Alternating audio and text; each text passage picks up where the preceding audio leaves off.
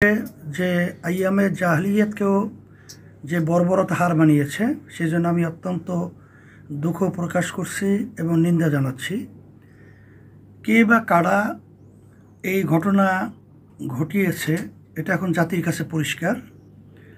আমরা পরিষ্কারভাবে বলবো যে 5ই আগস্টের পরে হাজার হাজার মায়ের কোল খালি হয়েছিল যে আশা, যে উদ্দেশ্য নিয়ে, সে দেশের মধ্যে 5ই আগস্টের পরে এই ধরনের অনাকাঙ্ক্ষিত ঘটনা আমরা আবার দেখব।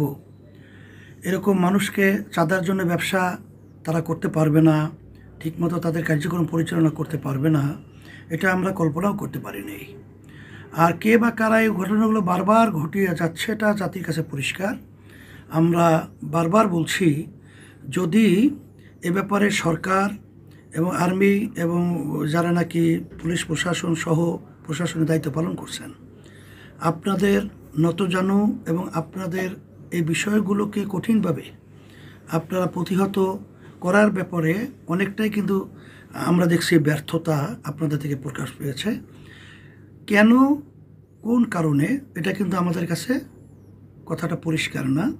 কারণ আপনাদের দুর্বলতা কোথায়? এখানে 5ই আগস্টের পরে বাংলাদেশের সিংহভাগ মানুষ এই সরকারকে সমর্থন দিয়ে তাদেরকে বসিয়েছে। সেনাবাহিনীদেরকে ধন্যবাদ জানিয়ে তাদের পাশে সহযোগিতায় সবসময় আমরা ছিলাম, আছি। সমস্ত বাংলাদেশের জনগণ কিন্তু তাদের সাথে আছে।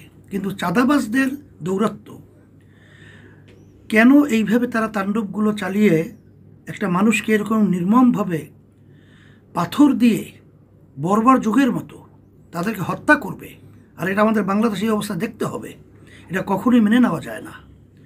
আমরা বলবো এর তদন্ত করে সুষ্ঠু বিচারের আওতায় নিয়ে আসিয়া, সাথে সাথে যেই দলের ব্যাপারটা বারবার নাম আসতেছে, সেই দলের বিশেষ করে যারা কেন্দ্রীয় দায়িত্ব পালন করছেন, আমরা তাদেরকে বলবো যে আপনারা আপনাদের তৃণমূল পর্যায়ে আপনাদের নেতা কর্মীদেরকে নিয়ন্ত্রণ করতে আপনারা ব্যর্থ হয়েছেন।